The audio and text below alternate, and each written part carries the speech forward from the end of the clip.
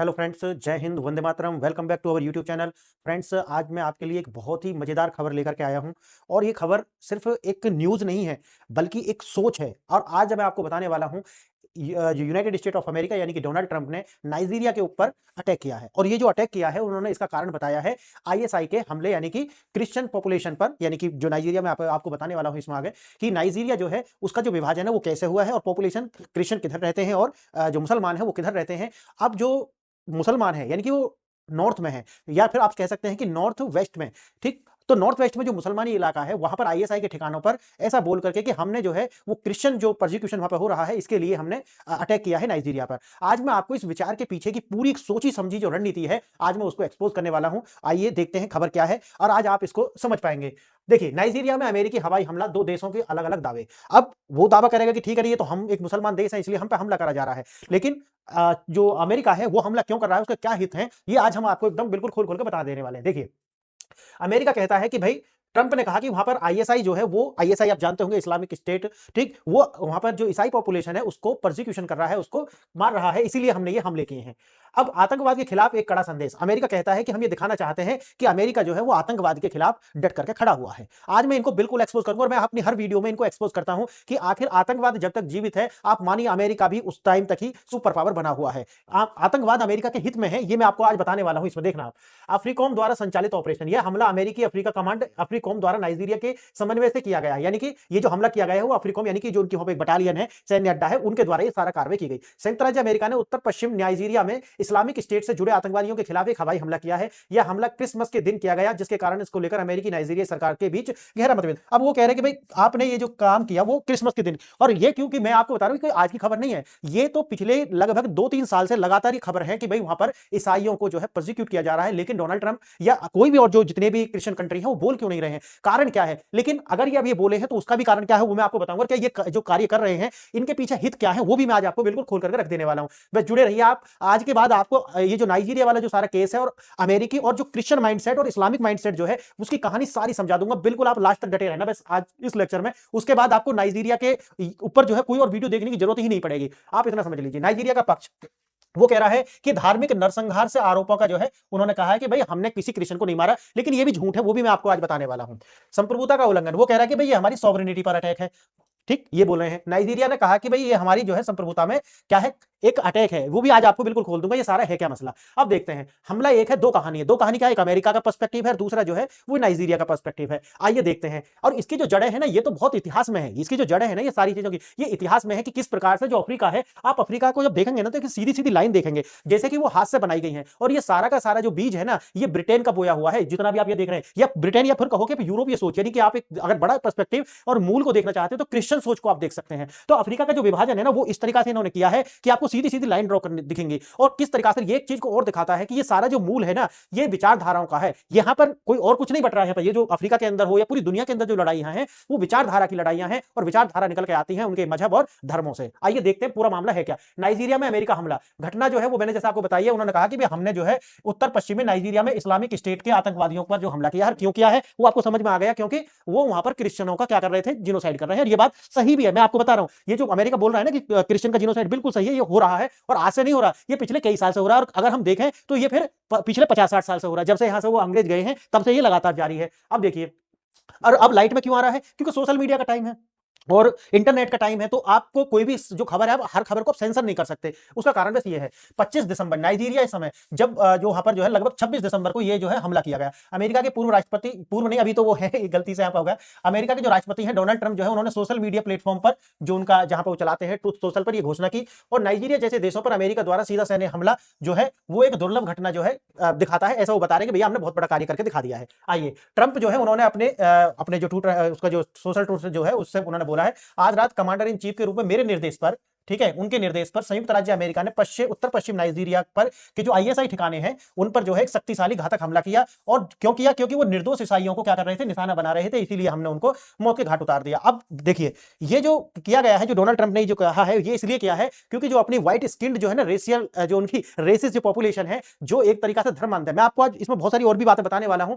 मैं आज आपको ये बताऊंगा कि किस तरीका से जो क्रिश्चियनिटी है और जो इस्लाम है ना, वो क्रिश्चियनिटी की कॉपी है। और वो कॉपी क्यों है, यानी कि सस्ती कॉपी भी है। और वो बनाई क्यों गई थी? क्योंकि जो यहूदी हैं, यहूदियों ने जो है ईसा मसीह को, ऐसा माना जाता है कि ईसा मसीह को सूली लगाई थी। समझ गए? मैं ऐसा क्यों कह रहा हूं? आप कहोगे कि तो हिस्टोरिकल पर्सपेक्टिव है। मैं आपको बताऊंगा कि बिल्कुल झूठी कहानी, लेकिन बताऊंगा किसी और वीडियो में, ठीक है? आप कमेंट करना कि सर उस पर भी वीडियो बनाओ कि झूठी कहानी कैसे है ये। अब उसमें होता क्या है कि उन्होंने अलग से क्या कहा कि भैया ईसा मसीह को सूली लगा दी है। अब सूली लगाने से उनकी हत्या होती है और उसी का एवज में ये लेकर के आते हैं कि अब जो है यहूदी जो है, जिसे जुडाइज्म है, उसको समाप्त करना। उसके लिए इन्होंने बाद में आकर के इस्लाम का जो इस्लाम है ना, उसकी स्थापना एक तरीका से क्रिश्चियनों के द्वारा ही की गई। और क्यों की गई? ताकि वो यहूदियों को सफाया कर सकें। और आपने बाद में देखा होगा कि किस प्रकार से यहूदियों के साथ पूरे यूरोप में होता है, और बाद में उसकी जो चरम है वो हिटलर के समय में आता है। अब देखिए, आज आपको ये सारी चीजें मैं बताने वाला हूं कि इसकी जड़ है कहां, और अमेरिका के जो डोनाल्ड ट्रंप है वो भी क्यों कर रहे हैं? वो कर रहे हैं ताकि वो अपनी जो व्हाइट स्किन्ड लोग हैं, यानी कि जो एकदम एकदम दोनों विचारों में आपको समानता कैसे, जो इस्लाम है उसमें भी क्या है कि वो मानते हैं कि भैया उनसे तो सुपर कोई है ही नहीं, यानी कि सबसे सुपर अगर कोई है ह्यूमन में तो वो मुसलमान है। ऐसे ही क्रिश्चियन मानते हैं, उन्होंने तो सदियों से माना है। व्हाइट बर्डन थ्योरी जो आपने पढ़ी होगी, जिसमें मानते हैं कि उनका जन्म ही इसलिए होगा कि ताकि दुनिया को सभ्य बनाए। जो काले लोग हैं, जो गेरुआ लोग हैं, जिनका एकदम व्हाइट स्किन नहीं है, वो असभ्य है, बर्बर है, और उनको सभ्य बनाने के लिए ही हम इस दुनिया में आए हैं। समझ गए मेरी बात? तो ये जो विचार है ना, ये वहां से निकल करके आता है। आइए, अमेरिका का जो पक्ष है, जैसा कि मैंने आपको बताया, उन्होंने कहा कि भैया ये तो क्रिश्चियंस को मार रहे थे, इसीलिए हमने जो है क्रिसमस पर ही, क्योंकि उनकी जो धार्मिक स्वतंत्रता है उसको जो है नाइजीरिया के अंदर है ही नहीं, इसीलिए वो हमने उसी समय पर एक हमला किया ताकि ये जो क्रिश्चियन लोग हैं वो वहां पर आसानी से क्रिसमस सेलिब्रेट कर सकें। आइए, सिर्फ एक हमला नहीं है, एक बड़ा राजनीतिक और रणनीतिक संदेश है। ओवर द हॉरिजन क्षमता, यह दिखाना कि अमेरिका दुनिया में कहीं भी बिना जमीन के, देखो ये तो बहुत पुराना वो हो गया। ये जो स्टेटमेंट है ना, देखो ये वाला जो ओवर द होराइजन, इसमें क्या है कि अब इस बात पर कोई शक नहीं है कि अमेरिका पूरी दुनिया में कहीं पर भी हमला कर सकता है। ये बात बिल्कुल सत्य है। लेकिन दूसरी बात इससे भी ज्यादा सत्य है कि अमेरिका पूरी दुनिया में कहीं जहां हमला करता है लेकिन युद्ध कभी नहीं जीत सकता। ये मैं आज आपको बताने भी वाला हूं। और मैं, अगर आप कहोगे तो मैं, देखो मेरे बहुत सारे चैनल्स हैं, तो अगर आप कहोगे तो मैं वीडियोस के लिंक भी आपको दे दूंगा कि सर जो आप बोल रहे थे उसका एक वीडियो हमें दे दीजिए, तो उसका लिंक मैं आपके कमेंट में ही पिन कर दूंगा। देखिए, दूसरा है आईएसआई को रोकना, यह सुनिश्चित करना कि आईएसआई सीरिया और इराक के बाहरी फिर से मजबूत ना हो सके। अब आईएसआई को रोकना, जैसे मैंने आपको बताया है कि आईएसआई को रोकना जो है इनका लक्ष्य है नहीं, ना कभी रहा है, क्योंकि मैंने जैसा आपको बताया है कि अमेरिका का जो वजूद है वो तभी तक है जब तक आतंकवाद है, क्योंकि आतंकवाद और अमेरिका का जो सर्वाइवल है वो साथ साथ चलते हैं। अब इसका मैं कैसे, ऐसा मैं क्यों बोल रहा हूं वो मैं आपको बताऊंगा, और मैंने कई वीडियो में बताया है। क्योंकि जो अमेरिका की जो इकोनॉमी है, सबसे ज्यादा उनके जो हथियार हैं, जो हथियार बनाती हैं कंपनियां, यानी कि अमेरिका की जो, आप तो देखते होंगे कि भाई ये एमएनसीज हैं, गूगल है, फेसबुक है, इनकी बड़ी बड़ी जो एमएनसीज हैं, इनसे अमेरिका चलता है। अरे नहीं, ये तो ऐसा है जैसा आटे में नमक। अमेरिका जो असलियत में चलता है वो चलता है जो वो हथियार बेचते हैं। समझ गए मेरी बात? तो हथियारों का जो स्मगलिंग है या हथियारों का जो वो एक्सपोर्ट करते हैं पूरी दुनिया में, लीगल तरीका से और इलीगल तरीका से, उससे ज्यादा लीगल पे जो तुमको दिखता है ना एक्सपोर्ट, उससे ज्यादा वो इलीगली करते हैं। और इलीगल कौन चलाएगा भाई? ये आतंकवादी चलाएंगे ना। मैंने जैसा आपको बताया, ये इलीगल तरीका से महंगे में बिकते हैं। समझ, स्मगलिंग जब होती है ना तो 5 की चीज 50 में बिकती है। तो वही जो अमेरिकन कंपनी है, और अमेरिका में आप देखेंगे अधिकांश जो कंपनी फाइटर जेट बनाती हो या फिर नॉर्मल जेट भी बनाती होगी, वो भी हथियारों का प्रोडक्शन या तो उसकी कंपनी या उसकी कोई दूसरी कंपनी करती ही होगी। इसलिए अमेरिका के अंदर जो फ्री जो गन कल्चर देखते हैं ना, ये वैसे ही नहीं है। वहां पर ये जो माइंड सेट है, उनकी जो इकोनॉमी है असलियत में तो वो इसी गोला बारूद के ऊपर टिकी हुई है। और आतंकवाद ये कभी खत्म नहीं हो सकता और ना ही ये करने देंगे। क्यों? क्योंकि आतंकवाद का जो जन्म है वो क्रिश्चियनिटी से ही हुआ है। अगर देखा ना, कोख जो है ना, उनकी मां तो क्रिश्चियनिटी है, और उन्हीं के जो इलीगल बच्चे हैं ना, वो है कौन? ये जो आतंकवादी इस्लामिक जिहाद जो है, जैसे बार बार डोनाल्ड ट्रंप कहते रहते हैं, वास्तव में वो क्रिश्चियनिटी की कोख से ही जन्मा है। इस्लामिक जो जिहाद है और जो आतंकवाद है वो क्रिश्चियनिटी की कोख से जन्मा है। आइए, निवारण का संकेतक, सभी जिहादी समूहों को एक स्पष्ट चेतावनी की नागरिकों पर हमले के गंभीर परिणाम होंगे। तो बात आती है नागरिक, नागरिक नहीं कह सकते आप, यहां पे कह सकते हो क्रिश्चियंस, यानी क्रिश्चियंस पे अगर, क्योंकि नागरिक तो वो बांग्लादेश में भी है, नागरिक तो और भी देशों में, जहां पर सूडान में भी नागरिक है, लेकिन बात यहां पर इनके हित और इनकी जो सुपरमेसी है और अपने जो देश का जो वोट बैंक है, क्योंकि उनकी जो अमेरिका में डोनाल्ड ट्रंप और उनकी जो पार्टी है, उनकी जो अप्रूवल रेटिंग है वो धड़ाम से नीचे गिर गई है। क्यों गिरी है? वो जैसे कि मैंने आपको बताया कि जो उन्होंने एलन मस्क के साथ किया, जो उनकी पॉलिसीज हो रही हैं उसके कारण, तो एक उस जो अप्रूवल रेटिंग है उसको ऊपर उठाने के लिए, क्योंकि जब ये ऐसा करेंगे तो जो सुपरमेसी का जो भाव है व्हाइट स्किन के अंदर वो ज्यादा आएगा, और वो जो है इनका वोट बैंक है ही, जैसा कि मैंने आपको बताया है। लेकिन नाइजीरिया की कहानी कुछ और है। नाइजीरिया सरकार ने अमेरिका के दावों को जो है झूठा बताकर और बढ़ा चढ़ाकर बताना हुआ बताया है। क्यों? क्योंकि मैंने जैसा कि आपको बताया कि नाइजीरिया में जो है जो शासन कर रहे हैं वो इस्लामिक लोग हैं, और जो इन पर अत्याचार हो रहे हैं वो कौन है? वो क्रिश्चियन लोग हैं। पॉपुलेशन लगभग 2-3% का अंतर है, बराबर है। जो क्रिश्चियन लोग हैं वो कहां रहते हैं? वो नॉर्थ की साइड रहते हैं, साउथ की साइड रहते हैं, साउथ वेस्ट में। आप, अगर मैं अभी आपको मैप भी दिखाऊंगा तो साउथ वेस्ट में रहते हैं। लेकिन अगर आप पावर और पैसा में देखा जाए तो सबसे ज्यादा पैसा और पावर जो है वो क्रिश्चियंस के पास में है। इसी का जो फायदा उठाते हैं वहां पर मुसलमान सत्ता में है, लेकिन पैसा किसके पास है? धन संपत्ति वो क्रिश्चियंस के पास है। क्यों? क्योंकि जब अंग्रेज जाएंगे तो वो अपने लोगों को ही तो मजबूत बना करके जाएंगे ना, तो वो क्रिश्चियंस के हाथ में जो सत्ता सौंप करके, और ज्यादा से ज्यादा जो जितना भी माल जखीरा जो था वो सौंप कर गए थे क्रिश्चियंस को। अब वही जो लड़ाई है वो आपको देखने के लिए मिलती है कि पावर में जो है वो दूसरों को सताएंगे, क्योंकि दोनों की जो आइडियोलॉजी है ना, वही मैंने बताया ना कि आइडियोलॉजी दोनों की सेम है कि हम सुपर हैं, और क्रिश्चियन कहते हैं कि हम सुपर हैं। तो दोनों की जो सुपरमेसी है वही आपको देखो, जो आप कह सकते हो कि जो बाइबल है ना, ओल्ड टेस्टामेंट, उसी की कॉपी है कुरान भी, आप उनके जितने भी जो पैगंबर हुए हैं उनके नाम देखिए, आप उनकी पूजा पद्धति देखिए, आप तो है तो तीनों ही वैसे अब्राहमिक है, लेकिन अगर आप देखोगे तो जो जुडाइज्म है उससे क्रिश्चियनिटी आती है, और क्रिश्चियनिटी जो है अपनी सस्ती कॉपी इस्लाम को बना करके दुनिया के सामने पेश करती है। और आप समझिए कि ये जो है ना, जो इस्लामिक जो एक जो कट्टरपंथी जो विचारधारा है, ये क्रिश्चियनिटी की ही देन है। आप समझिए क्यों? क्योंकि क्रिश्चियनिटी जो है वो एक ऐसे लोगों का समूह है कि जो आपको सुपरमेसी मानता है, लेकिन वो जमीन पर जाकर के पत्थरबाजी नहीं कर सकता, वो जमीन पर जाकर के डर नहीं फैला सकता, वो जमीन पर जाकर के किसी देश की जो सरकार है उनको गिरा नहीं सकता। उसके लिए आप देखोगे पूरी दुनिया के अंदर इस्लामिक जो कट्टरवाद है उनके लोगों को जो सपोर्ट करते हैं, चाहे तो वो भारत में हो, पाकिस्तान में, बांग्लादेश, जहां पर भी ये होंगे, तो वहां पर जो अमेरिका या जो क्रिश्चियन लोग हैं वो जाकर के उनको सपोर्ट करते हैं, ताकि उस देश की सत्ता को हमेशा डरा करके रखा जा सके कि अगर आप ये करोगे तो हम यहां पर आपकी सरकार को गिरवा देंगे या आपके देश में बहुत बड़ा कम्युनल वायलेंस करा देंगे, इस टाइप से, जो कि भारत में भी आपको लगातार देखने के लिए मिला था। अब जैसे मैंने आपको बताया, उन्होंने मना कर दिया कि भाई इस तरह की कोई घटना हुई नहीं है, और जो डोनाल्ड ट्रंप तो बड़ा चलाकर बता रहे हैं ये धार्मिक नरसंहार नहीं है। वो कहते हैं कि भैया ये तो धार्मिक नहीं है, बल्कि क्या है, ये संपत्ति, जो हमने बताया ना कि जहां पर संपत्ति ज्यादा है उसका बंटवारा, उसके लिए कुछ भी हो जाए, तो उसके लिए जो कम्युनिस्ट होते हैं, कम्युनिस्ट जो होते हैं ना, कम्युनिस्ट मैं आपको बता रहा हूं, जो इस्लामिक जिहाद है और जो क्रिश्चियनिटी का जो कुरूप चेहरा है, इन दोनों को जो है ना साफ करने का काम करती है एक और लेयर है, उसे बोलते हैं कम्युनिस्ट। कम्युनिस्ट जो है पूरी दुनिया के अंदर पैसा की वजह से, मतलब एक कम्युनिस्ट आप कह सकते हैं कि ऐसा ग्रुप है कि जो पैसा के लिए कुछ भी कर सकता है, भाई अपनी मां बहन भी करा सकता है पैसा के लिए। तो वो जो अच्छा, उनको क्या है कि जितने भी इंस्टीट्यूशंस होते हैं, प्रभावशाली इंस्टीट्यूशंस, उनमें इनको भर दिया जाता है, ये जो कम्युनिस्ट होते हैं। अब ये क्या करते हैं, जो कम्युनिस्ट हैं वही परसेप्शन क्रिएट करते थे अब तक, अभी तक जब ये सोशल मीडिया या इंटरनेट का युग नहीं था, तो ये जो है सारे के सारे इंस्टीट्यूशन में बैठे होते थे, और परसेप्शन ही क्या करता है, पॉलिटिक्स जो है वो डिसाइड करता है। तो परसेप्शन क्रिएट होगा, उसी से उस देश का भविष्य निर्मित होगा, सीधी सी बात है। तो अच्छे को अच्छा होता नहीं है, बल्कि अच्छे को अच्छा बनाया जाता है। मेरी बात समझ रहे हैं ना आप? तो वही चीज यहां पर आती है कि अच्छा बुरा कुछ नहीं होता, झूठ सच कुछ नहीं होता, बात यही है कि भाई कौन उसको अच्छा बता रहा है, बस ये मायने रखता है। अब उनके जो राष्ट्रपति हैं टिनुबू, ठीक है, नाइजीरिया के, वो कह रहे हैं, उन्होंने ईसाइयों के उत्पीड़न के आरोपों को सिरे से खारिज किया। अब सोचिए कि ये तो पूरी दुनिया जानती है कि जो नाइजीरिया के अंदर क्रिश्चियंस का परसिक्यूशन ऐसे नहीं हो रहा, जब से अंग्रेज गए हैं लगातार जारी है, बस सोशल मीडिया की वजह से वो सामने आ गया है। बस इतना आप समझ लीजिए। हिंसा बहुआयामी, सरकार का कहना है कि हिंसा से ईसाई और मुस्लिम दोनों समुदाय समान रूप से प्रभावित है। भाई सीधी सी बात है, अगर हिंसा होगी तो भाई ऐसा नहीं है कि सिर्फ क्रिश्चियन ही पिटते रहेंगे, क्रिश्चियन भी कुछ वार करेंगे, उसमें जो मुसलमान भी घायल होंगे, सीधी सी बात, क्योंकि दोनों एक ही विचारधारा।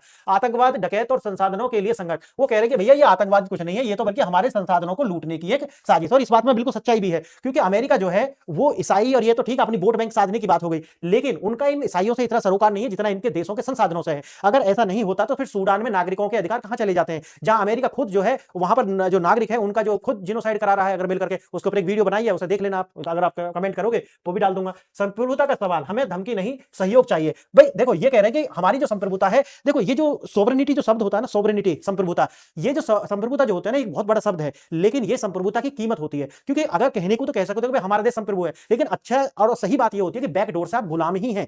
हमेशा कमजोर जो लोग होते हैं ना, जो कमजोर होते हैं, देश हो या लोग हो, उनकी संप्रभुता जैसी कोई चीज होती नहीं है। याद रखना इस बात को। संप्रभुता जो है ना वो ताकत से आती है। तो जब कोई देश ताकतवर होता है, वही कह सकता है कि भाई हम सॉवरेन है। और सॉवरेन का मतलब ये होता है कि हमारे जो आंतरिक और बाहरी मामलों में कोई भी देश हस्तक्षेप नहीं करेगा। ये होती है संप्रभुता। अगर ये संप्रभुता है तो आप बताइए मुझे कि नाइजीरिया क्या संप्रभु राष्ट्र है? नहीं है। और वो कहते हो कि हम संप्रभु हैं, लेकिन अपनी संप्रभुता को वो दूसरे देश को बेच देंगे।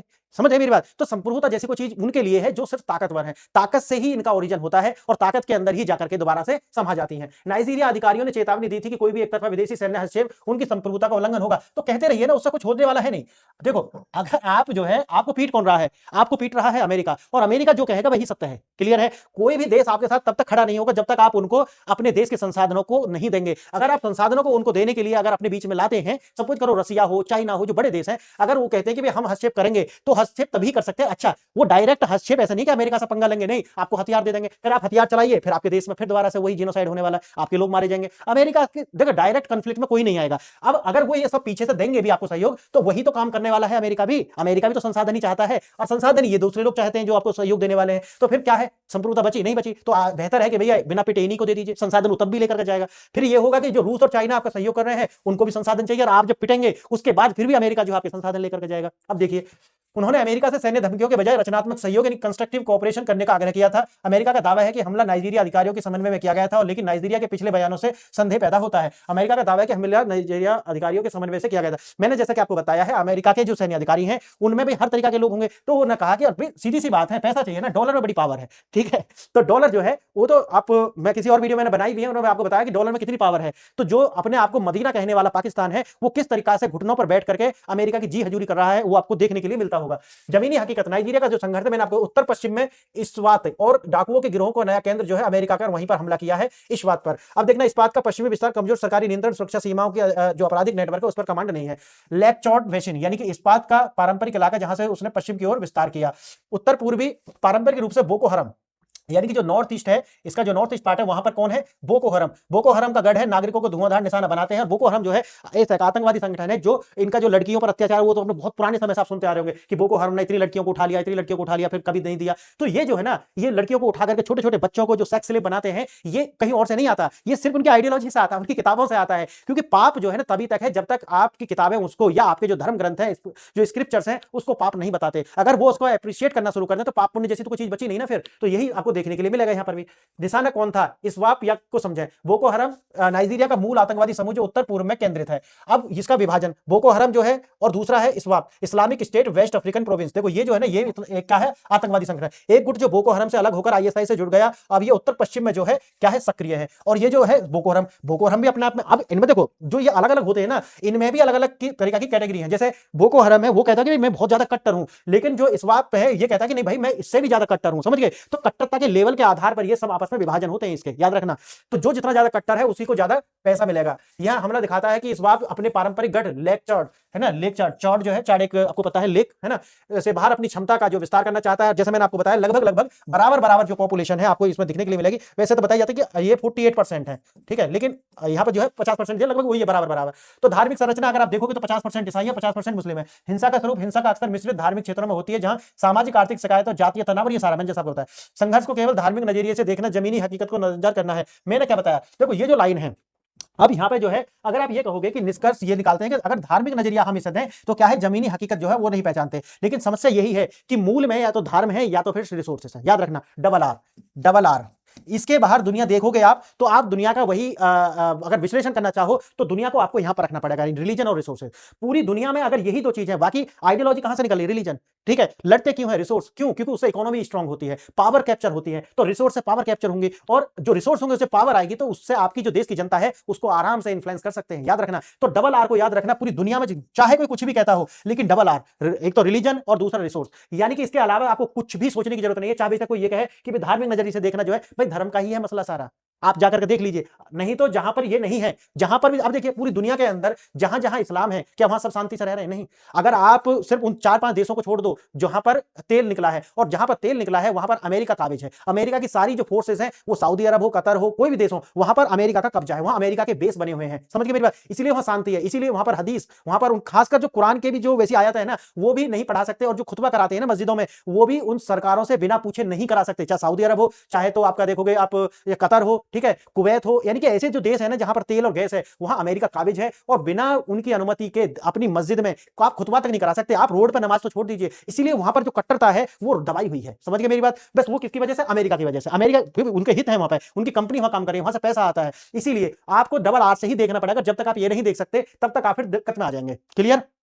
तो अब देखिए डेटा क्या कहता है। एमनेस्टी इंटरनेशनल के निष्कर्ष, व्यापक हत्याएं हो रही हैं, लेकिन किसी एक धर्म की लक्षित करने का सबूत सीमित है। वो कह रहा है कि भाई हो तो रही है, और एक धर्म को जो लक्षित करने का, मैंने क्या बताया, ये जैसी जो संस्था है ना एमनेस्टी, ये एक ऐसे टूल्स हैं, किसके, जिसे मैं कम्युनिस्ट कहता हूं, कम्युनिस्टों के बनाए हुए ये टूल्स हैं। इनमें आपका जो इन्फ्लुएंस है या आपका जो परसेप्शन है उसको क्रिएट करने में ये सारी संस्थाएं काम करती है। क्योंकि देखो ये जो संस्था होती है ना, इनकी फंडिंग होती है कहीं से। अब जहां से इनकी फंडिंग होगी, इसमें लोग कार्य करते होंगे, तो यहाँ पर क्या होता है, कंफ्लिक्ट ऑफ इंटरेस्ट नाम की चीज होती है। तो कंफ्लिक्ट ऑफ इंटरेस्ट जो होता है, उसकी वजह से ये वही कहेंगे जो अमेरिका चाहता है। समझ गए मेरी बात? या वो देश चाहते हैं, एक होता है पेट्रो डॉलर, जहां से इनको डॉलर मिलेंगे, जहां से पेट्रोल से डॉलर क्रिएट होता है ना, तो डॉलर का ही सारा खेल है। एमनेस्टी इंटरनेशनल कभी भी पाकिस्तान के हिंदुओं के विषय में नहीं बोलेगा, जहां पर उनको बिल्कुल खत्म कर दिया गया। माइनॉरिटी नाम का कोई चीज नहीं है। 57 मुस्लिम देश है जहां पर माइनॉरिटीज के लिए कोई राइट्स नहीं है, वहां ये नहीं बोलेगा। इन्हें सिर्फ बोलना कहां, ऐसा बांग्लादेश में भी नहीं बोलेंगे, वहां पर भी कुछ नहीं हो रहा। तो इसीलिए इनकी जो बातें हैं, मैंने आपको बताया कि ये तीसरा फ्रंट होता है, इस्लाम और क्रिश्चियनिटी के बाद में तीसरा फ्रंट जो होता है वो कम्युनिस्टों का होता है, जो इन दोनों के कुरूप चेहरों को क्या करता रहता है, ढकता रहता है पेट्रो डॉलर की वजह से। और यही यही है असली सच्चाई। चाहे ये कहें कि भैया सबूत बहुत सीमित है या फिर कुछ भी कहें, लेकिन असलियत में जो दंगा है वो रिसोर्सेज का है और रिलीजन का है। नाइजीरिया के अंदर हो, सूडान के अंदर भी आप देखोगे, या जहां जहां कॉन्फ्लिक्ट पूरी दुनिया में खासकर अफ्रीका के अंदर ही ज्यादा है, तो वहां पर आप इसको इसी चश्मे से देखोगे, तभी आप सही कंक्लूजन तक, सही निष्कर्ष तक पहुंच सकते हैं। मानवाधिकारों का डेटा, नाइजीरिया में व्यापक हत्याएं और अपहरणों की पुष्टि तो होती है, लेकिन फिर वही आती है तो फिर इसके सबूत क्यों नहीं मिलते? आइए, लेकिन रिपोर्टों में यह विशेष रूप से नहीं बताया गया है कि सिर्फ ईसाइयों को ही निशाना बनाया। सिर्फ देखो, बात वही आती है ना कि निशाना तो ईसाइयों को बनाया जाएगा, या ईसाई फिर मुसलमानों को क्यों? दोनों की आइडियोलॉजी सेम है। जिसका दाव चढ़ जाएगा वो निशाना बना देगा। ट्रंप के ईसाइयों के नरसंहार के दावे और उपलब्ध मानवाधिकार की रिपोर्टों के बीच स्पष्ट अंतर दिखाई देता है। मैंने आपको बता दिया, मानवाधिकार या सोवरेनिटी, सेकुलरिज्म, डेमोक्रेसी, इन चीजों का मूल्य नहीं है। ये क्या है? ये आप कह सकते हैं मॉडर्न क्रिश्चियनिटी का थोपा हुआ प्रारूप, और इससे ज्यादा कुछ भी नहीं है। आप जितने शब्द सुनते होंगे ना, वो एक हथियार है क्रिश्चियनिटी के, जो मॉडर्न क्रिश्चियनिटी है उसके हथियार हैं, ये टूल्स हैं, जहां पर आपको डेमोक्रेसी के नाम पर, आपको फ्रीडम ऑफ स्पीच के नाम पर, आपको फेमिनिज्म के नाम पर, आपको फ्रीडम के नाम पर, आपको ये जो एमनेस्टी इंटरनेशनल हो, ह्यूमन राइट्स हो, इनके नाम पर आपके समाज को तोड़ा जाएगा, और आपके देशों की जो संस्थाएं हैं, जो देश की सरकार है, उन पर दबाव बना करके हमेशा रखा जाएगा, या तो हमारी बात मानो, नहीं तो हम ये करा सकते हैं। आप समझ रहे हैं? अब देखिए, नाइजीरिया, अमेरिका और पश्चिम अफ्रीका। नाइजीरिया के लिए यह घरेलू आतंकवाद से निपटने में देशों की सीमा और विदेशी खुफिया वायु शक्तियों पर निर्भर उजागर करता है। अमेरिका के लिए यही सीरिया, इराक के बाहर आईएसआई के बढ़ते प्रभाव की पुष्टि करता है। भाई बात देखो, ये आईएसआई है कुछ नहीं, एक विचारधारा है ना। अब विचारधारा की कोई लिमिट्स या बाउंड्रीज तो होती नहीं है। आईएसआई की विचारधारा तो अमेरिका के अंदर भी है, आईएसआई की विचारधारा तो भारत के अंदर भी है, आईएसआई की विचारधारा तो आपको पूरी दुनिया में मिले। क्यों? क्योंकि आईएसआई अपने आप में कुछ नहीं है, एक विचार है, और उस विचार को कैरी करने वाला होता है ह्यूमन बीइंग, और ह्यूमन बीइंग तो हर जगह है ना। अगर आप नॉर्थ साउथ पोल को छोड़ दो, तो जहां जहां लोग हैं वहां आईएसआई की विचारधारा है। समझ गए मेरी बात? और जहां आईएसआई की विचारधारा है वहीं तो लड़ाई है, वहीं तो हराम हलाल है, वहीं तो काफिर और जो दीनी है, ये सब चलेगा। अफ्रीका के लिए अफ्रीका की जिहाद वैश्वीकरण को दिखाता है, और आतंकवादियों के पड़ोसी क्षेत्र साहिल, गिनी और खाड़ी में फैलने का खतरा। अरे भाई, फैलने का खतरा नहीं, फैला हुआ है, बस ये समझ लीजिए कि उस पर एक पर्दा पड़ा हुआ है जो दिख नहीं रहा, बाकी है वो हर जगह ही है। भाई ताकत में आ जाएगा, जैसे ही उसको मौका मिलेगा वैसे ही वो उभर कर सामने आ जाएगा। विचार हर जगह है। अनुचित प्रश्न, जो आपके ऐसे कुछ प्रश्न हैं जिनके उत्तर हमें मिलते नहीं है। क्या अमेरिका एक तरफा कार्रवाई और पश्चिम में स्थिरता लाएगी, या उसके?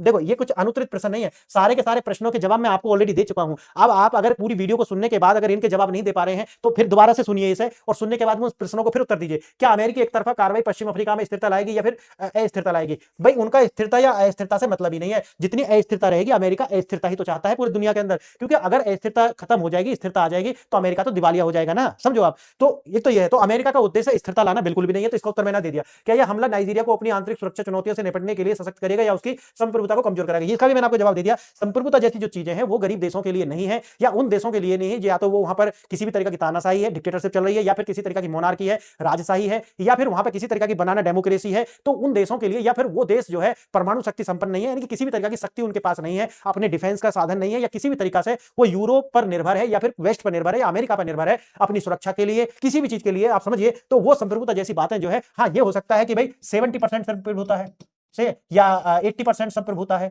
या 20% संप्रभुता है, या फिर 0% संप्रभुता है। अब देखिए, अब ये भी संप्रभुता है, आपको कहता है कि भैया 0%, अरे फिर संप्रभुता कहां रही 0%? तो आप देखिए कि ऐसे देशों की कोई संप्रभुता नहीं होती। अफ्रीका के अंदर जितने भी देश हैं, उनके पास अगर रिसोर्सेज हैं, उन रिसोर्सेज के उत्खनन के लिए, यानी कि उनका एक्सट्रैक्ट करने के लिए कौन टेक्नोलॉजी कहां से आएगी? टेक्नोलॉजी आएगी यूरोप से या फिर अमेरिका से। अमेरिका जब वहां टेक्नोलॉजी लेकर के आएगा, जो तेल, अब फिर जितना वेस्ट है उसके अंदर तेल, अगर जो आप मिडिल ईस्ट देखोगे वहां तेल निकला, तेल निकाल कौन रहा है? गैस निकली, गैस निकाल कौन रहा है? वहां पे निकालने वाली अमेरिकन कंपनी है, अधिकांश तो अमेरिकन कंपनी है, और यही तो वेनेजुएला के साथ सारी समस्या का जो टसल की जड़ है। अमेरिका क्यों चाहता है कि वेनेजुएला के अंदर परिवर्तन हो? क्योंकि सारा खेल जो है तेल का है, और तेल के साथ साथ फिर वो हथियार बेच करके तेल बेचेंगे, हथियार बेचेंगे, पेट्रो डॉलर, और डॉलर कमाने का सारा है, अपनी जो चौधराहट है उसे बनाए रखने का सारा खेल है। हर देश बस यही है, अमेरिका जो है उसमें थोड़ा सा आगे है, अमेरिका और चाइना।